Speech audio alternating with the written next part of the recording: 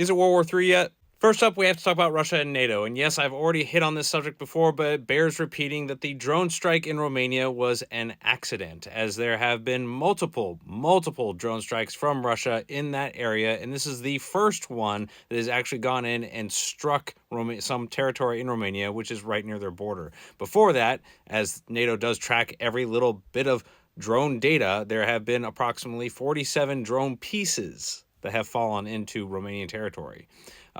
Beyond that, there have been over 20 to 30 drone strikes from this area into Ukraine. So, yes, this was an accident, despite what everybody keeps saying. That said, I do agree with the Institute Study of War's assessment that the increasing frequency of Russian drone incursions into NATO airspace indicate that Russian President Vladimir Putin has adopted a reckless policy that accepts the risk of Russian drones entering NATO airspace. And because of this frequency, I think NATO is very justified in extending a no-fly zone into Ukraine territory for at least a limited distance to allow for that standoff distance for defensive reasons. There's no reason why they haven't done that yet, other than the fact that they are scared of Putin's reaction, which is kind of cowardly. Moving to the Baltics, over these last few weeks, a lot of attention has been paid to the Baltic region. Most recently, the Russian Federation had concluded a joint exercise with Belarus. It was a nuclear exercise that basically encircled the Baltics. And so, if all you did was listen to the Western media, you would think that Russia was being the aggressor because this was a kind of a surprise exercise. It was their typical West exercise that is held in the fall. Instead, they held it in the spring and didn't inform anyone.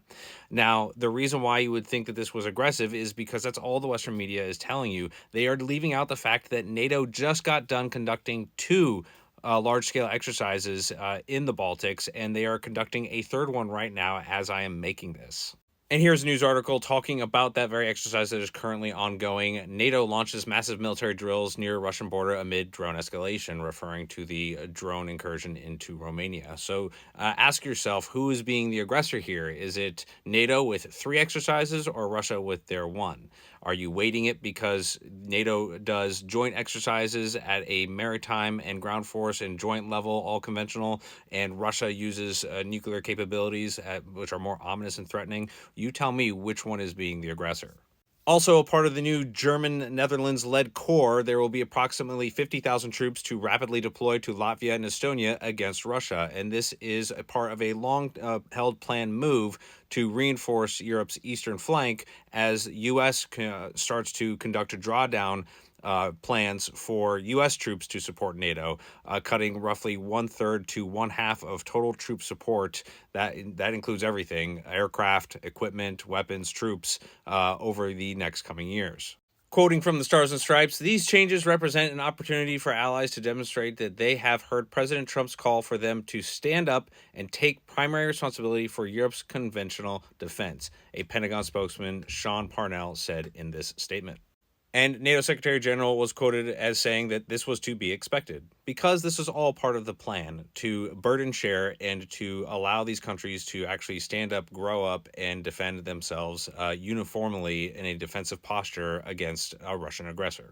And the Institute of Study for War is pointing out an interesting bit of evidence that Russian maps that have been captured by Ukrainian soldiers show that Russia is basically lying to Putin about how much territory they're gaining.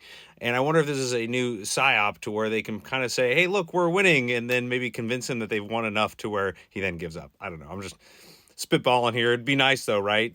I also need to point out the fact that Russia has been attacking, pummeling Kyiv and Ukraine with a lot of drone strikes over these last, many weeks, and that Ukraine has been successfully intercepting the majority of these strikes, and Ukraine has also been delivering quite the hammering to Russia strategically with a lot of successful drone strikes against a lot of key assets that are basically just, destroying Russia's ability to do anything successfully. And so to all my haters that think I'm pro-Russian, you're 100% wrong, and you obviously haven't been listening to me long enough. And Secretary of War Pete Hegseth was in Singapore yesterday for the Shangri-La Security Summit of the Asian nations, and there it's being reported that he took a very neutral stance on the position between China and Taiwan. And while the U.S. does hold the position of strategic ambiguity, there is a growing amount of evidence that the U.S. is pulling back on a aggressive defense of Taiwan. For example, we have paused the $14 billion sale of military equipment and weapons to Taiwan, and this was a nod to President Xi Jinping after Trump's visit to China.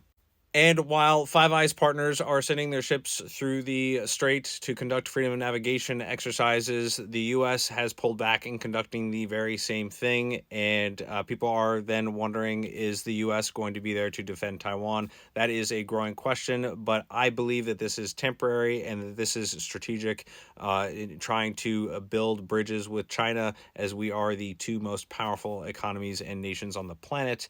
And we do need to stabilize the global economy amid the situation with the Strait of Hormuz. That said, the U.S. is only marginally pulling back. We are still conducting activities and operations. For example, this photo was taken of a Chinese corvette in the middle of the Taiwan Straits by an unmanned water vehicle, otherwise known as a CSAT, and it transited the entire Taiwan Straits by itself, and it allows us a very tactical level sensor capability for a maritime environment, and we have dozens of these, and so it's going to grow our sensor capability in case we have to deal with a Taiwan Strait scenario. And here's a picture of what they look like. They kind of remind me of the Google cars with cameras going to get in street view shots just for the water instead. And if we're doing this above sea level, imagine what we're doing below. Also, it is worth mentioning the weather when it comes to the Taiwan Straits. Right now, you have Tropical Storm Janmi in southeast of Taiwan. This was yesterday. It's expected to basically take a route to pull itself away from Taiwan, so probably take this route going north and west eventually. But this is the typhoon season, and it goes all the way into November, I believe. I used to live over in this area, and we had to deal with it all the time. And when that occurs, aircraft, ships, they all get out of the way. So there's no way that China is going to be conducting anything serious between now and the fall winter season. So that's another reason why it's okay for the U.S. to pull back. Moving to the Strait of Hormuz, the U.S. confirmed military disabled vessel in the Gulf firing Hellfire missile into the engine. This occurred earlier today. This was on Saturday, and this now is approximately, I believe, 117 ships that the U.S. has turned back that they have not allowed to cross. There have been some ships that have been allowed to leave the Gulf, but this is at the United States discretion, and basically neutrally flagged vessels are allowed to go. And so if they can get through the Iranian blockade of the actual strait, then they can get through the U.S. blockade of the Gulf, and they are home free. Doesn't mean they're going to go back, though. Nothing has really changed other than a few ships have been able to trickle out. That said, Trump said he was going to make a final decision after his time in the Situation Room, and that was last night, and he still hasn't made a decision, and this is kind of typical Trump at this point. There are reports that there is upwards of a $300 billion repair project for Tehran, and this is only being reported by foreign individuals. So basically, diplomats with Tehran and foreign diplomats, probably Pakistani, are stating this. This has not actually been confirmed or affirmed by anyone from the U.S. government. That said, I do agree that would be a ridiculous plan and a sign of weakness from the Trump administration if something like that were actually to make it through to a signed agreement. So let's hope that doesn't happen. And being the fact that no official from the U.S. government has said this is something that's on the table makes me believe that it's not ever going to be on the table. So, here's hoping. That said, that situation is far from over and deserves an entire separate TikTok. I am the Intel Guy, and that is your geopolitical update. I hope you enjoyed that World War III update. I hadn't done one in probably 6 months, probably because we are further away from World War III than we ever have been in probably 80 years, or at least since the Cuban Missile Crisis. So hopefully you enjoyed that. Leave me a comment, a share, a like. It really helps drive the algorithm, and I hope you're having a good day.